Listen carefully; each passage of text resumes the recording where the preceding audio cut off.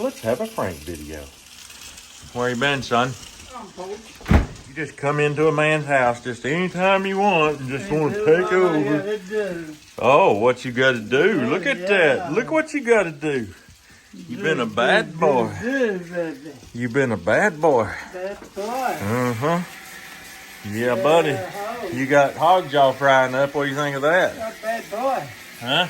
Bad boy. You get enough energy from one piece of that to do every bit of them dishes right there. Shoot. Yeah. Ain't no joke, son. Ain't no joke, son. We're going to make a video today making a pizza with our famous homemade pepperoni, son. You going to stick around and eat some pizza with us? No. What's wrong with you? I got work to do. Oh, my goodness. If people was in your shoes, they'd stay here all day, son, and eat all this good food we make. No kidding. No kidding. No kidding. Oh, look at him, folks. He's getting that. I'm getting that. You make Tiffany mad every time you do that because she wants you to use the one she sent you, son. I can't. It's over the house. Oh, right there in that chair, folks. You know that's what he likes. He likes that. That's really what he does. He don't really like them dishes so much, but he does like that chair right there, and he likes his morning coffee, and that's what he's about to get. Yeah, you know, Mhm. you got to lie. That's right. You gonna listen to stories this morning, son? What is the door? Oh, poor guy. Bless his heart. And boy, if you ain't gonna wake up till 5:30, I don't know if you need no coffee, son. But it was raining. It was cold. It was, and they said it snowed in the middle of the It night. did snow a little bit. Sure did snow a little bit. Oh, man. You gonna be able to handle it, son? They put hair on your chest. That's beautiful. Whee! Here in our local area, 7 o'clock in the morning, 89.1 FM. 6 o'clock at night on 90.9. Here we go. This. Mad Mom. Mom ain't mad yet. Oh, he's a one of a kind. Big story.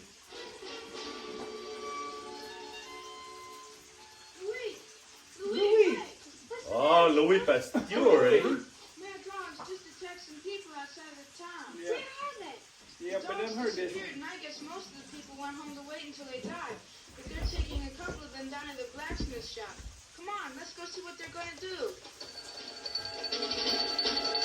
This is about There they are. Rabies. Look at all those people in front of the blacksmith shop. Rabies. Guess everyone likes excitement, even if it is gruesome. Oh, I don't think I do.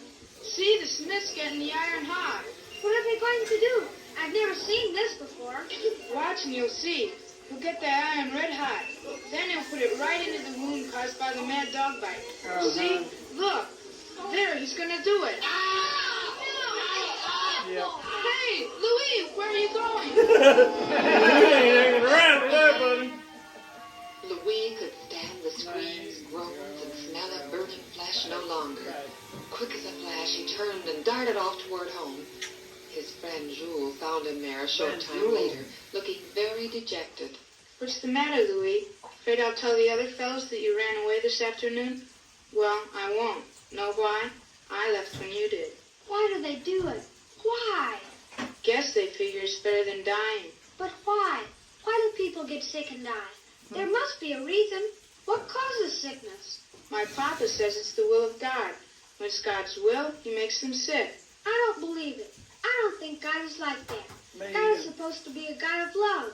And if you love somebody, you wouldn't make them sick on purpose. That doesn't make sense. There's got to be another reason. There just has to be.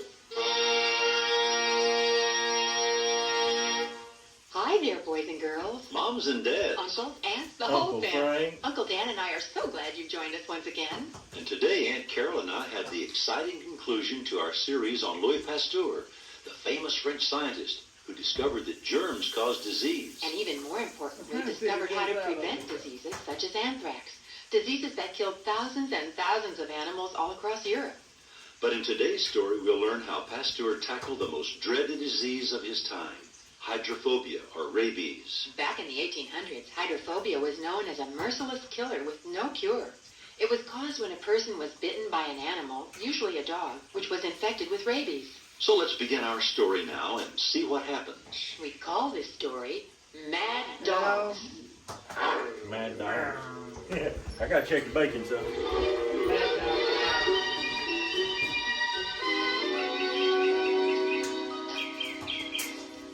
Paris's parks are so beautiful in the spring, Louis. I wish you felt you could take the time to bring us in more often. You and the children can come here by yourselves. I don't have to bring you. But it's more fun when you're alone, Papa. Well, I must admit that I wish I had more time for family outings like this.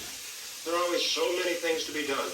What with my teaching at the École Normale, working in the laboratory, talking to students and visitors. Papa, Yes, Jean, what is it? what happened to that man's face? The one over there. Jean, it's not polite to point. Put down your hand. Yes, Mama. But how did his face and arms get so terribly scarred? He looks frightful. Yes, he does look hideous. I don't really know what happened to him, but I would guess he was once attacked by a mad dog. A mad dog?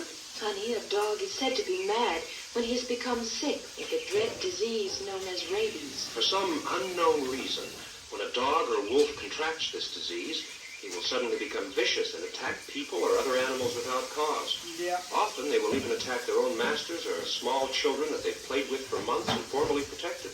It's as if they went insane, perhaps. Oh, but do the dog bites leave those terrible scars? No, the scars are made by a red-hot iron. You see, once a person has been bitten by a mad dog, he almost always, sooner or later, becomes extremely sick and dies a lingering, thirsty death because he can no longer swallow. They are said to have hydrophobia. Many years ago, it was learned that if a wound was cauterized at once with a red-hot iron, the person might live. But that must be dreadful. Oh, it is I had dreadful. 2 cups. I vividly remember when I was a small boy, about the age you are now, some mad dogs attacked several villages outside the little town of Arbois, where we were living at the time. you woke up. A few of the unfortunate 5:30, victims I went to the local blacksmith to have their wounds burned. I went along to watch. I didn't want to. Oh, I'll never forget their screams and cries of pain as the hot iron was thrust into their flesh, or the smell When of I it. first walked But up, why it does was that allow people to get hurt like that? but my after dear, 2, I think it was, or it might have been And it is after not our place to question And I God. thought, well, Some say maybe that that's whatever me. I was happens gonna to a have person reach is the about will of 4, God. And then when I did, it was I, for 5 one, have never been able fully to accept that idea. I said, For forget each this, year I that got goes to- by, new facts are brought to You light. see my new hat? Facts that explain many of the secrets of disease and sickness. What kind of facts, Papa? One of you guys sent For me this, example, boy. I several years appreciate it. ago, a doctor by the name Nice. of Edward Jenner discovered I like that it. smallpox could be prevented by I like a it a process lot. called vaccination. Why it works, no one knows, but someday I'm sure we'll find out. Just as we'll find ways to prevent other diseases How? by hard work and study. Are you trying to find out? No, it's on. at least not directly. Right now I'm studying about microbes and where they come from. What's a microbe? Turn it off. It's a little tiny creature, so small that to see it one must use a microscope. So far, we've learned that there are many types of microbes and that they're almost everywhere. But can something as small as that be important? Oh, yes, I'm sure they're very important. But we have so much to learn about them yet. So very much. Louis Pasteur. And each day in his laboratory, Louis Pasteur studied the little microbes. He found that they were in the drinking water and in the air. He also proved that the tiny microbes did not produce themselves spontaneously, as many people believed at that time, but rather they only generated their own kind like other forms of life. But all this study took many hours of work, and with his teaching, he was a very busy man. Then one morning at breakfast, A letter came from Grandpa this morning. Read it, Papa. Read it, please. Read it, Papa. Dearest Louis, Marie, and my darling grandchildren, Mama and I are doing fine here by ourselves, but we sometimes get a little lonesome. We wondered if perhaps Jean might like to come on vacation here with us in Arbois. Oh, Papa, could I? Please? I'm old enough to go. I'll be good and not cause them worry. Well, now, I don't know.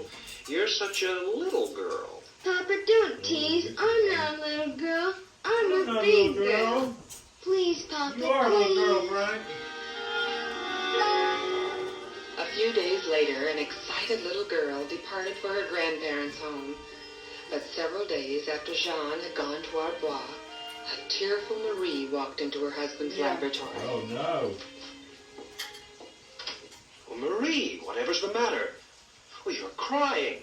Oh, Louis, it's Jean. She's dead. Dead? Yes. A message just came from Arbois. She died of typhoid fever. Our firstborn, our daughter, gone.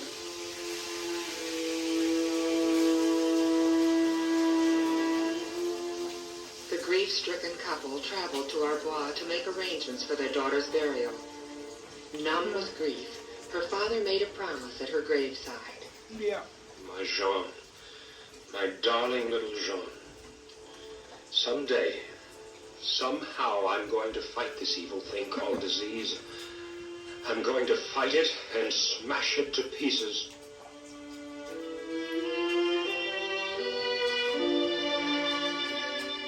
But more years were to go by before fulfilling that promise.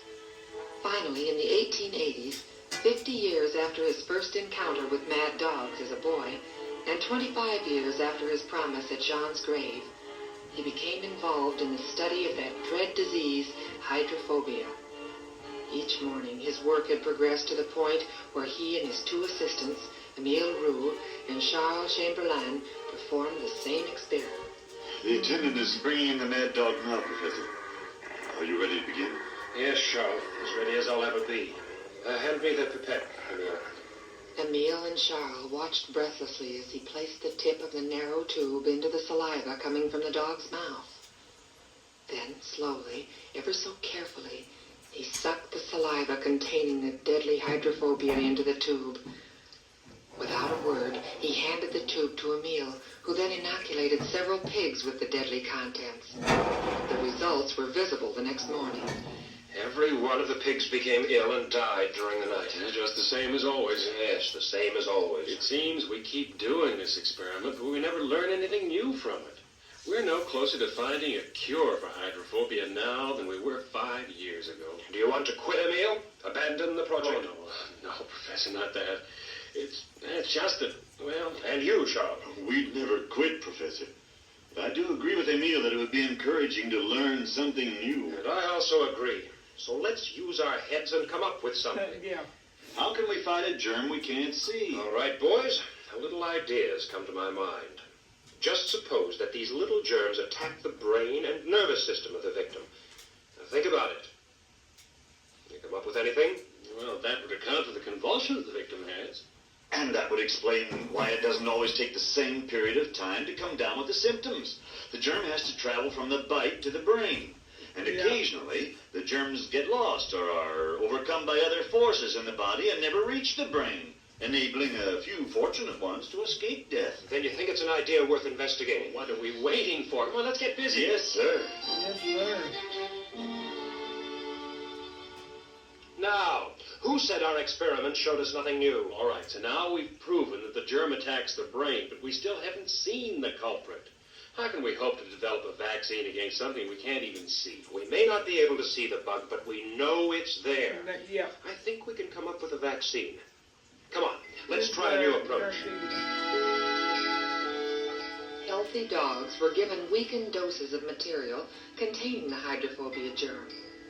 Then, each day for 2 weeks, they were given increasingly more potent doses of the germ. The dogs remained healthy. Finally, on the last day, they were subjected to fatal doses of the germ. Then came days of anxious waiting. At last. Boys, we've got it. I think we've got it. All the dogs are perfectly healthy. We have a vaccine against the deadly hydrophobia bug. Providing it was given before being bitten. But think how much more valuable it would be if it protected after exposure. It would eliminate the necessity of every individual being vaccinated. Right you are, boys. Let's try it on an animal that has already been bitten and see what happens. Pray, and pray hard that it wins the race. that the vaccine can take over and protect the body before the germ reaches the brain. Now, let's begin our experiment. A month later, Louis Pasteur recorded the results in his notebook. The dog receiving the vaccine inoculations after being bitten has not shown one symptom of hydrophobia even 30 days later. He is immune. The vaccine is a success. That's good, son. Yes, the vaccine was a success on animals. But would what it about work on humans? humans? The question terrified Louis. How could he find out? He was aware that a fortunate few They're gonna failed try to it on contract yourself. hydrophobia after being bitten by a rabid dog. Yeah. If he used his vaccine on such a person, the vaccine itself might give the person hydrophobia. He didn't know. Should the vaccine kill, he would think of himself as a murderer. He would be condemned, finished. Yeah. Is anybody gonna try it on yourself? Oh. His quandary was worsened by the mail he received. Please, monsieur, help my boy. Give us your vaccine. Stop playing with human life, Pasteur. You're no doctor. Oh, my little chum. What am I going to do? I promised at your grave to fight this horrible thing, disease. Here is my biggest opportunity. But do I dare? If I should kill... Oh, I can't. I can't do it. I can't risk the life of another person. I have to. I'll try it on myself. Yeah. You're right, Frank. We just want to take a moment to I don't let think you you know have that all chance 3 of the to Pasteur try stories are ready for downloading from our website or available in CD albums. Be sure to be ready at the end of the program today to take down the information on how you can own this great set of stories. Now back to our story for today called Mad Dogs. Louis Pasteur and his assistants, Emile Roux and Charles Chamberlain, succeeded in developing a vaccination method against the dreaded hydrophobia caused by the bites of dogs mad with rabies. Yeah. The method involved a series of inoculations of increasingly more potent hydrophobia viruses and was found to be successful with dogs. But the question remained, would it work on humans or would it kill? Well, it worked. Do I dare use it? If I should kill... I can't do it. I can't risk the life of another person. There's the Yes. box, son. Professor, there are 3 people in the other room wishing to see you. Who are they? What do they want? Monsieur Vaughan and Madame Meister and her son Joseph.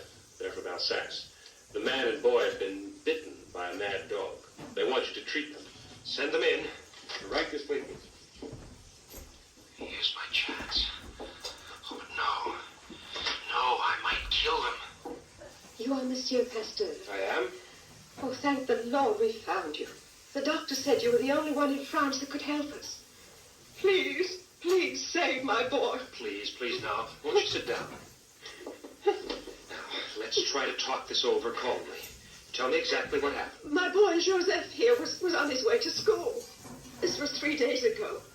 He got a little ways from home, down by where the bricklayers were working, when this mad dog came from nowhere and knocked him down. Help me! Somebody help me! That dog! Dogs, hand me that boy. Here, you brutes. Get up, get. I'm gonna die! Calm down a little. Can you tell me your name and where you live? The dog is gone. I chased him away. Take me home, mister. Please. It's just the way down the road. Name's Meister. I'm Joseph. I'll carry you home. Your mother can decide what to do.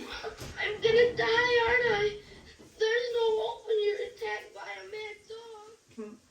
So that when the bricklayer brought him home, and when I saw him, all the bites from that mad dog, I didn't know what to do. I just waited. I had to think. Of course. And you, Monsieur Vaughan? It was my dog. When the bricklayer fought him off, he returned to my store. I tried to chain him up, but he bit me. I had to kill him. Should have done it years ago, but, well, I just didn't.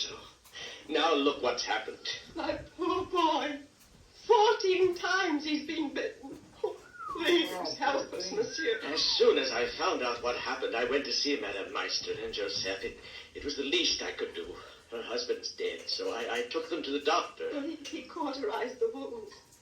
Then he told us. I've done what I can. Occasionally a person survives, but I don't know. Joseph's wounds are so bad. He's so small. But isn't there anything? Could you possibly go to Paris? Oh, anything. I'll never forgive myself for what's happened. Well, if you could go to Paris right away. I've heard that Professor Pasteur has developed a vaccine for hydrophobia. I think it's your only hope. Then we'll go immediately. So we came just as fast as we could. You will help us, won't you? Please, I don't care about myself, but the boy must help him. I got your eggs. Be able to I forgive got your eggs myself over there, John. if he dies. Emile, I think Joseph might like to see the guinea pigs. Won't you and Charles carry him in that chair?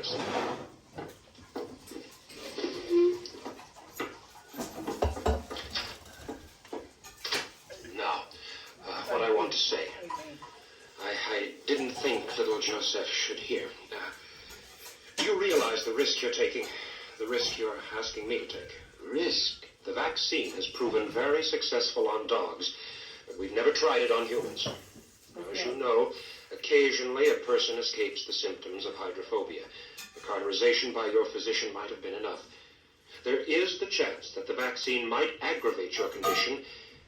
It might even cause your deaths. Yes. That's right. And if I caused death or greater suffering, I would be driven to insanity. Looking good. What will happen if they become sick without the vaccine? Well, I suppose... You know very well what will happen. They will die. A slow, thirsting death. We've seen it before. With the vaccine, there may be a chance. Please, I must think. I promise you I will do what I believe to be right. Thank you, monsieur. As you know, I am no medical doctor. I don't feel that I have the right to make the decision alone. I would like to call in two physician friends of mine to examine Monsieur Vaughan and Joseph. I would like their counsel. Monsieur. At 4 o'clock that afternoon, the two physicians examined Monsieur Vaughan and Joseph, later reporting their findings to Pasteur. Professor, I don't think you have to worry about Monsieur Vaughan. His wounds are not deep. His shirt sleeve wasn't even torn, and it offered enough protection and soaked up the deadly saliva so that the cauterization by the doctor in Alsace was sufficient to prevent the onset of the disease. Good. I thought that would be the case. But what about Joseph? His wounds are so terrible. Yes, they're deep and nasty. They're swollen and beginning to fester. Their physician cauterized them, but it was several hours after the attack, and I'm afraid it didn't do any good. In my opinion, he cannot escape hydrophobia. You're positive of this? I'm as certain as I can humanly be. Then you think I should use the vaccine? You must use it. And the sooner the better. But we don't know if the vaccine will work with humans. Now, this is your chance to find out. But do I have the right to take that chance? Suppose it worsens his condition instead of curing it. Suppose he dies. Louis, without that vaccine, the boy will surely die. Will you be able to live with yourself, knowing you possibly could have helped and did not? It is not only your right to take the chance, it is your duty. Duty? Where's all the kids? Did you say duty? Just around, son. Did you Emile? say duty? Charles? Prepare the vaccine. Prepare the Immediately. vaccine. Later that here you evening, go. Pasteur took Madame Meister aside Goodbye, and explained the procedure they would follow in administering the vaccine. As he finished, she smiled weakly and touched his arm. Monsieur, I want you to know that I have complete faith in you and your vaccine. Even if the worst happens, I shall not blame you. That's right. Thank you for those kind words. I shouldn't Now, blame you if let's go in whatever and see works Joseph. out. Everything was in readiness for the first inoculation. Little Joseph, pale and trembling, looked around the room, eyes round with fear. A sob escaped his lips. Is it really going to hurt? Joseph, I promise it won't hurt you a bit. Are you sure? All you will feel will be a little pinprick in your side. Really? Really. Now listen, Joseph, I'll make a bargain with you. I need your help. I want you to be brave. If I hurt you, I'll give you one of those little guinea pigs my assistant showed you. Is that a promise? That's a promise. That's worth trying for. That is, ain't it? In a few seconds, the inoculation was Look at completed. this. Look at them dog The coming down at one kisses time. still filled the Hey, room. man. You mean it's Don't bump my camera, son. Finish, my boy. It's on, son. That didn't hurt. well? He's still asleep. Not really. But can Oh, I he still just have about a crashed. bird? Can I? He about Hey, crashed choose in my whichever camera. one you want, Joseph. Now, let's all try to get some sleep tonight. He's still But asleep. Louis could not sleep. He spent the night in agonizing worry. At least he Would the didn't sleep. vaccine break the race with the hydrophobia germ? Would the vaccine be able to provide protection before the germ reached the brain? These and other thoughts nagged Louis throughout the night. The second inoculation was given the next day, then the third, fourth, fifth. Each day brought encouragement as the wounds began to heal, and Joseph roamed around the laboratory making friends with the animals. And asking questions as only a 9-year-old can. I like it really good. That'd be a good enough, yeah. At Well, I'm last trying to it was listen. time for the 14th and final inoculation. Now there was nothing to do but wait, hope, and pray. The days of waiting dragged by, with nights of sleeplessness. The symptoms could still strike any time, but hope grew stronger with each passing hour. Finally, after weeks of doubt and worry, Louis could write. Joseph is yet well and seems recovered from his wounds. It has been 31 days since he was bitten. 31 He is quite safe now. The vaccine is successful. Give him a guinea pig anyway, Louis. Give The him a... news spread rapidly, and soon people were coming from far and near seeking vaccinations. Funds were collected for the building of a Pasteur Institute, where the master and his assistants might give the protective treatment for hydrophobia and carry on other important research. This conquest of hydrophobia was the last great achievement of Pasteur's career.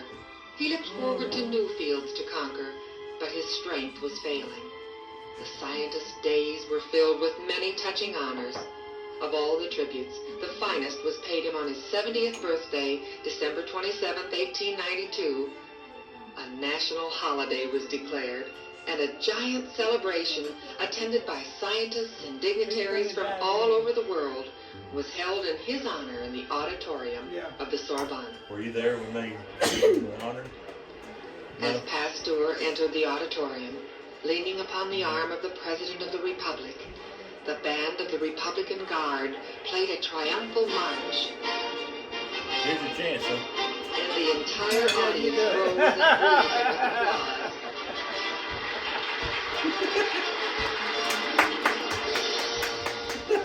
As a large engraved medal was presented to him, the voice of the famous Joseph Lister rang out over the audience. Monsieur Pasteur, the great honor has been accorded me of bringing you the homage of the sciences of medicine and surgery.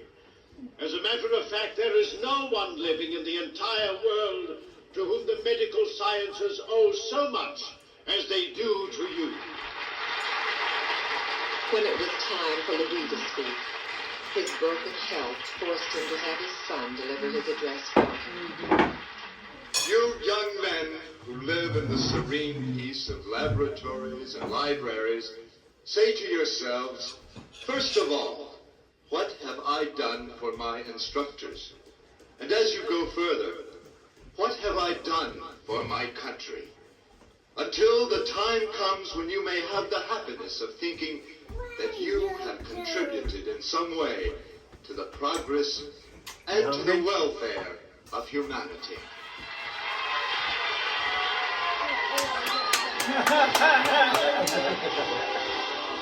You can go sit down and stay with me. That's the end of the story, folks. Louis For those of you interested in Pasteur. receiving information on the Patterns of Destiny album, which contains the Pasteur Your story stories hour and is many others, very just give us a call educational, or right? go on to our website at yourstoryhour.org. You can purchase them online and download them. Where you once. going, son? If you prefer, you may order them He in wants CD his breakfast so bad he Again, you can't can stand access our website at yourstoryhour.org. Yourstoryhour.org. Give us a call and place your order, or ask for a free catalog. Let's see if I'm right. of all our 1-800. exciting stories. The toll-free number is 789? 1-800-987-7879. 987. Once more, 1-800-987-7879. Thanks and God bless. Ain't no secret, folks. That was Frank Saturday, folks. Story Hour. Hope you enjoyed the story. Hope you enjoyed Frank. But for today, we're going to get on out of here. Goodbye, everyone. See you again next time.